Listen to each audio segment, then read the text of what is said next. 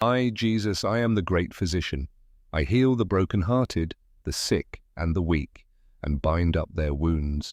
No sickness, disease, infirmity, or medical condition is beyond my power, for I am the Lord who heals you.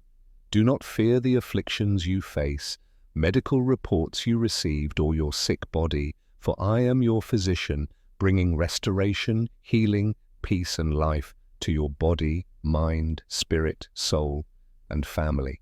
As the great physician, I am touched by the feeling of your infirmities, and my power is made perfect in your weakness.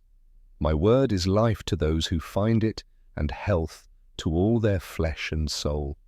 Trust in me, your physician, with unshakable faith, and you will see the glory and wonders of the Lord. Exodus 15:11. If you pray my words back to me and trust me today and always, I will do it for you. Now type, I believe and I receive. Thank you for joining in prayer. May these words bring you peace, strength, and a deeper connection with God.